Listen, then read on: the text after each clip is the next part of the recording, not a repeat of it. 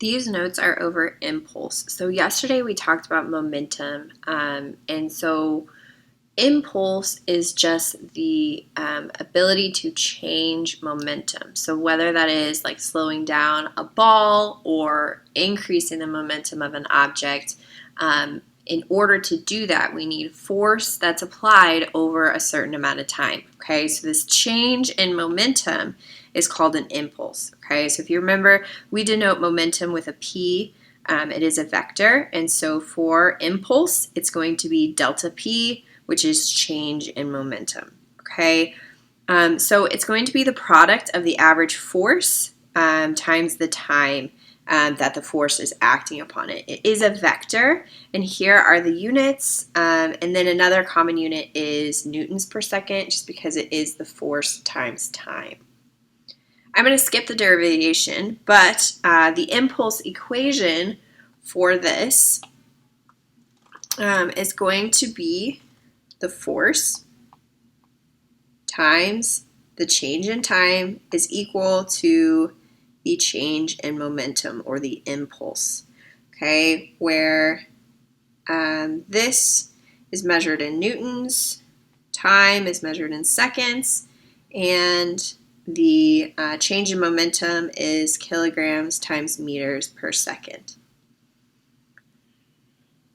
Okay, we can also state that the change in momentum, if we remember the equation for momentum, okay, could be the final momentum minus the initial momentum, okay, and expanding that out, remember momentum is mass times velocity.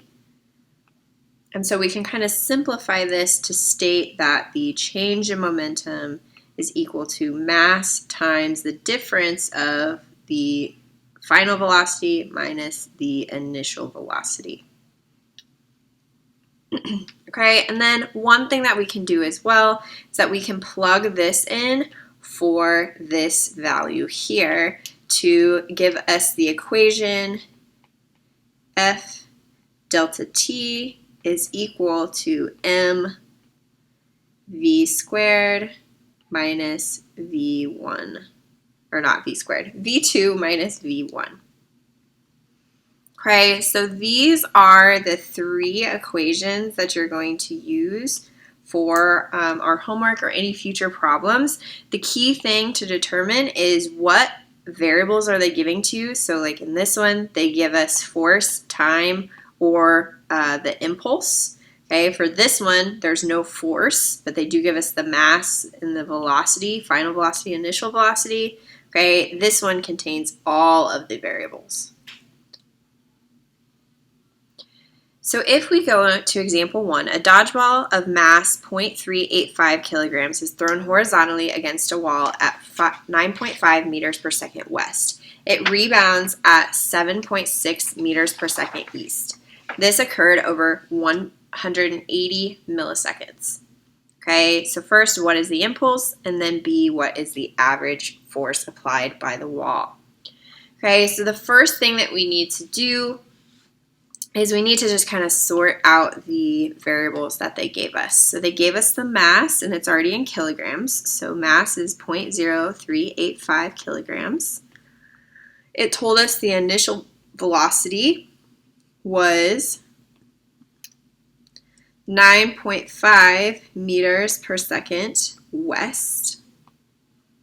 Okay, and then our V2, our final velocity was 7.6 meters per second east. Okay, we do need to establish which is our positive and negative direction. So generally, we do have that east is positive and west is negative. So we can change this value to negative 9.5 meters per second east. All right. And then lastly, we have time. They did give it to us in milliseconds. We need it in seconds. So they told us it was 180 milliseconds. And there are 1,000 milliseconds in 1 second. Okay, and so that would give us 0.18 seconds. Okay, so for part A, we're wanting to know the impulse. So if we look at the variables that we do know, we know mass, we know velocity of the initial and final, and then we know time. So if we look back at our equations, okay, the equation that we're going to want to use to find impulse is this one, because we have mass, we have final velocity, and we have initial velocity. So we're going to use the equation, the impulse, or change in momentum, is equal to m v2 minus v1. So when I plug in the information,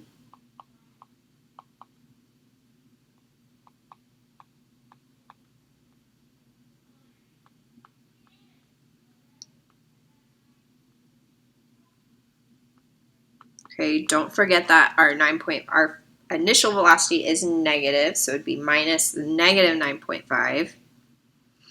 All right, so whenever I go to solve, I would find that my impulse, my delta P, is equal to 6.5835 kilograms per meters per second times meters per second. Okay, so now we found the impulse. So for part B, it wants us to find the average force. Okay, so if we look back at our equations again, we can use this equation here because we know we just calculated the impulse. We know the time, so we can calculate F, force. Okay, so our equation is the force times delta T is equal to the change in momentum, or the impulse. So plugging in the information, we don't know F. Delta T is 0.18 seconds. It's equal to our 6.5835, which we just calculated in the first step. So when we solve for F, we're going to get that the force is 36.575 newtons. Okay, so the trickiest thing really for these problems is to make sure that all of your units are in the correct format, and then determine what variables they're giving and select the correct equation to use for this problem. So you can feel the difference in the amount of force that's experienced with this simple experiment. So jumping from the last step of a staircase, if you begin by bending your knees as you land and rise, and then if you try it again, but this time you just lock your knees and keep straight legs, you should feel a difference in the force that your body feels, okay? So the changing factor is that we are changing the time that the force is being applied, okay? So when our knees bend when we land, okay, we're actually increasing the amount of time. So time increases. So the amount of force decreases that our body actually feels, okay, compared to when our knees are locked, okay, the amount of time decreases, okay, and so force is actually going to increase. Okay, and if you're not exactly sure, I'm going to give another example kind of going over this a bit later. So, for follow through, athletes know the advantages of following through with their shots, throws, swings, and kicks. So, follow through is the act of continuing the motion after the object has been hit. So, in golf, this means continuing the swing after the golf club strikes the golf ball. So, the advantage to following through is the increased time that the object has a force applied to it.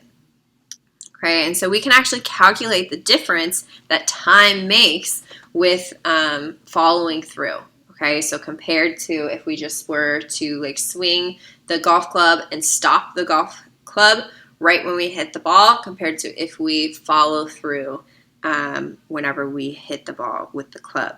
Okay, so consider a golf ball of a mass of 45 grams. Determine the magnitude of the final velocity when the force of 594 newtons applied over 1 millisecond, and then for part B, that same force applied for 5 milliseconds. Okay, and then it asks us, how does follow through affect the distance of the golf ball? Okay, so first let's just sort out the units that they gave us. So for mass, they said we have 45 grams. We do need to convert that to kilograms. Can I have your attention, please? If you still need your picture taken, you may go to the cafeteria at this time and get your picture taken. Thank you. There are 1,000 grams in 1 kilogram. Okay, so 0.045 kilograms. All right, our velocity, our initial velocity of the golf ball while it's sitting on the tee is just going to be 0 meters per second. The force they gave to us was 594 newtons. Okay, so for part A, they gave us that the time was 1 millisecond. So there are 1,000 milliseconds in 1 second. So our delta T is going to be 0.001 second. Okay, and then for part B, the delta T was 5 milliseconds.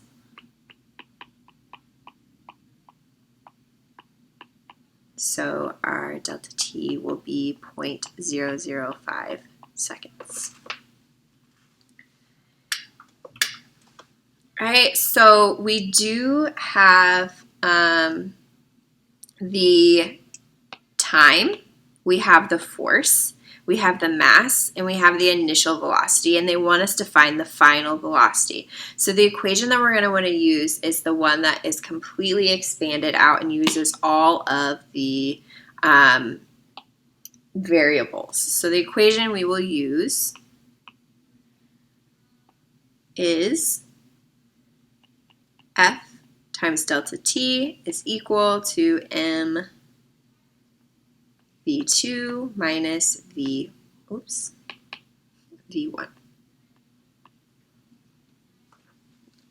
Okay, so for part A, I plug in the information. The force is 594 times my delta T, which is 0.001, is equal to the mass, which we found to be 0.045, times the difference of V2 minus our V1, which is just 0. Okay, and whenever we go through and solve, we find that V2 equals 13.2 meters per second.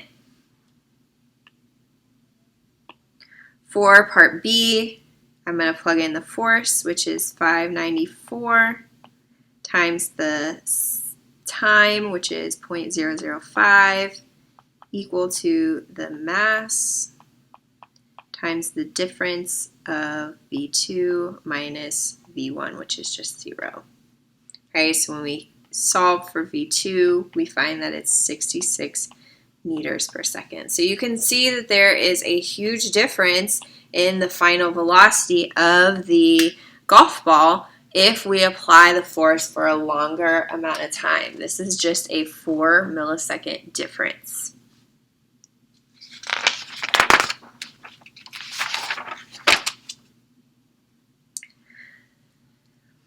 So just as a discussion point, when catching a water balloon, what would be a best practice in order to avoid getting wet? Okay, so if you've ever played the water balloon toss, okay, generally, especially when you get further apart, whenever you go to catch the water balloon, you're going to kind of reach out and kind of make contact to it in front of you, and you're going to bring your hand backwards as like following the arc of the balloon to help reduce the force that you're applying to the balloon that might pop the balloon. Okay, so you are actually practicing an impulse by changing the momentum of the balloon. And so because you are moving your hand along with the balloon, you're making contact for more time. You're applying the force for a longer amount of time, and that requires you to apply less force. So the less force is going to less likely pop the balloon compared to if you just stuck your hand out and didn't move with it. There's a lot of force that's required to stop the balloon right there. Okay. I'm not going to go through example 3. And so for your practice questions, you do not have to do the last sentence of question 2, try solving this problem 2 ways. I just want you to use the equations that we utilized in our notes. And then you also do not have to do question 5 or question 6.